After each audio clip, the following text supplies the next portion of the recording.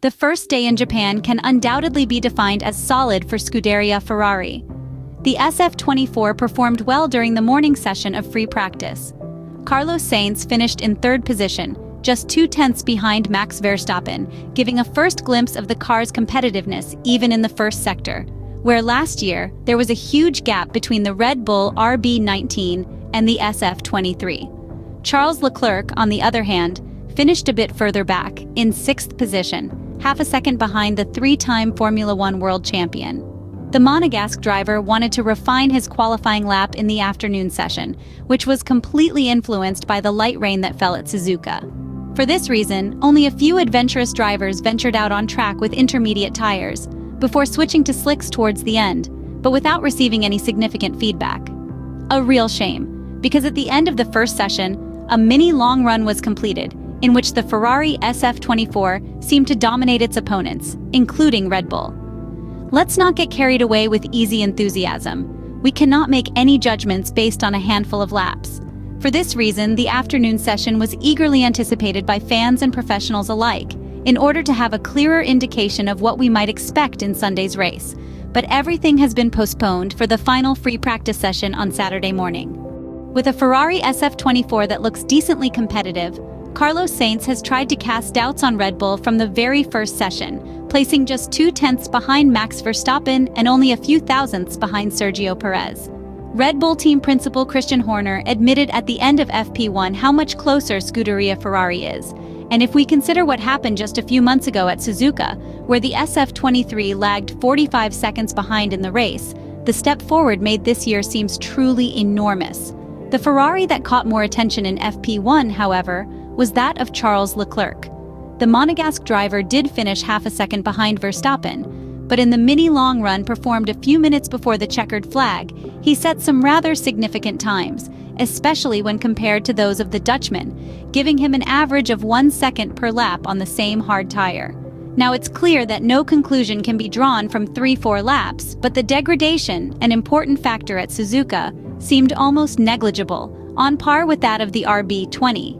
Regarding lap times, we believe that Charles Leclerc might have been a bit more on engine power than usual, also because we need to justify the 1 second difference per lap compared to Max Verstappen, a gap that we honestly don't believe exists. The Ferrari SF-24 car arrived at the 5.807-kilometer Suzuka International Racing Course, with high lateral grip in the first day of track action ahead of the Japanese Grand Prix, with the Maranello technicians opting for the same rear wing specification used in previous 3 World Championship events so far.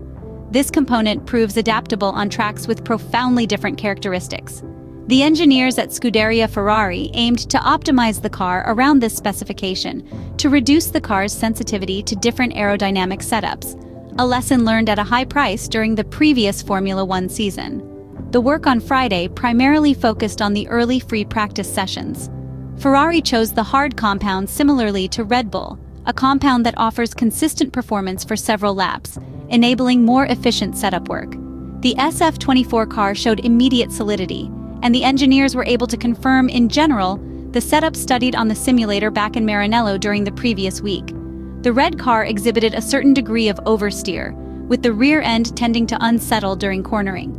However, this behavior is useful for the drivers to achieve mid-corner rotation if managed correctly. The area that still requires work concerns directional changes. The front end is a strong point of the Italian car, but when it comes to transferring load rapidly, the rear struggles to keep up. On the other hand, Red Bull is well prepared in this aspect, displaying agility particularly in the first sector of the Suzuka circuit, enabling them to maintain apex speeds without excessively reducing velocity. Although we also noticed a certain lack of rear-end grip on the RB20, generally, the Austrian car offers superior lateral grip compared to Ferrari's SF-24. At this stage, regarding the race perspective, a precise consideration is highly useful for the overall assessment. Bearing in mind the energy profile imposed on the tires at this circuit, the cars cannot afford to push to the maximum during cornering phases. Consequently, over long distances, cornering speeds will inevitably be lower. As a result, the load present on the Formula One cars is optimized for Sundays, where average cornering speeds will be lower. Both Red Bull and Ferrari use a medium-high downforce configuration to ensure a good level of efficiency in managing top speeds. Neither car seemed to struggle to bring the tires up to temperature, as observed on other circuits. Typically, a lot of effort is put into brake work to generate temperature, but at Suzuka, with some very good outlaps, achieving the optimal operating window on both axles seems to be possible more easily, as compared to other racing tracks. In comparing the microsectors of the top teams based on data collected from the first free practice session, we can highlight some interesting aspects. Firstly, Turn 1 belongs to Ferrari, a double apex corner where the SF-24 is very agile.